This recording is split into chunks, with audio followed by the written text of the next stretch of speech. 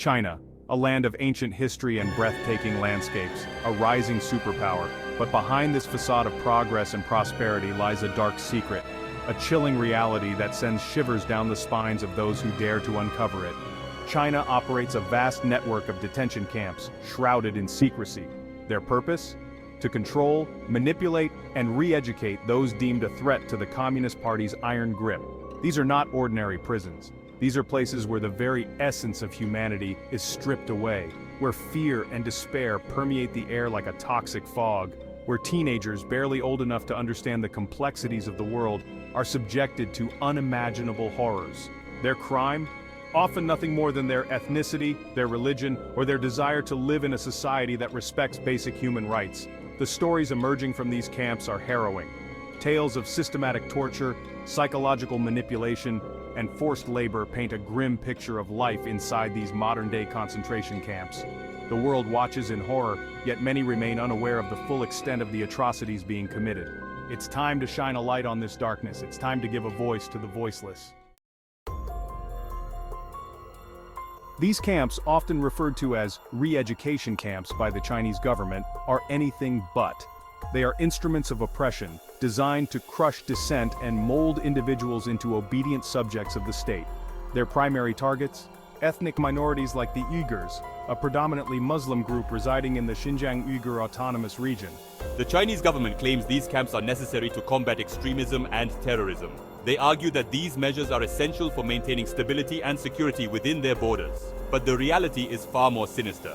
These camps are part of a larger strategy to suppress any form of opposition and maintain the Communist Party's absolute control over the population.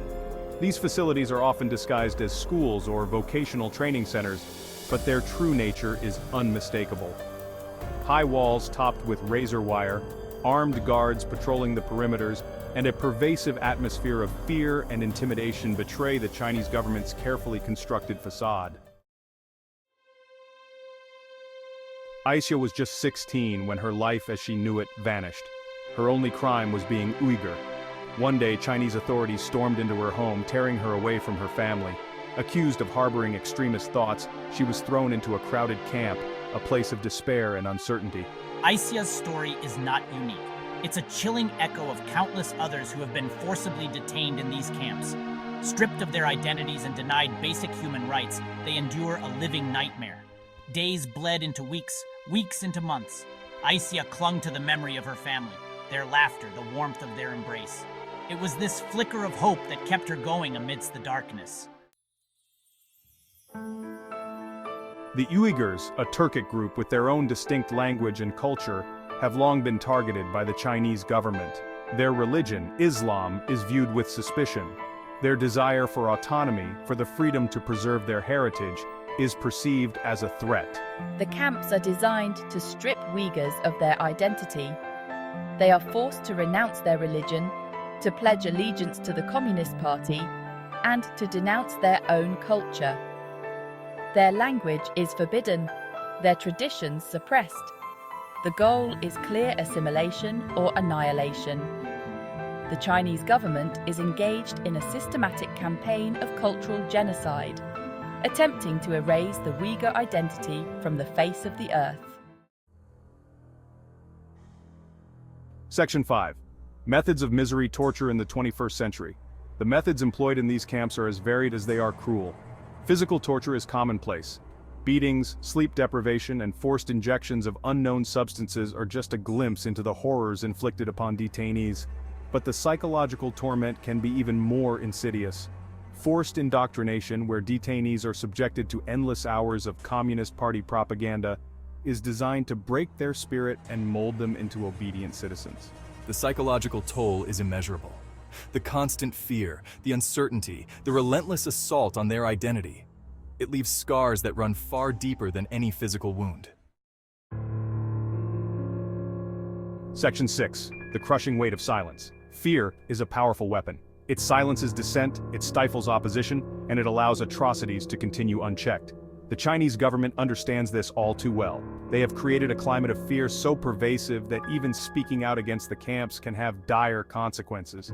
Families of detainees are often too terrified to speak out, fearing reprisals against their loved ones. Those who have escaped the camps often remain silent, haunted by the trauma they endured and the possibility of their tormentors finding them. This culture of silence only serves to protect the perpetrators. It allows the Chinese government to operate with impunity, their crimes hidden from the world's scrutiny, but the truth has a way of surfacing, no matter how deeply it is buried. Section 7. A global chorus of condemnation. The world is slowly waking up to the horrors unfolding in Xinjiang. Human rights organizations, governments, and international bodies have all condemned China's actions, demanding an end to the detention camps and accountability for the abuses committed within their walls.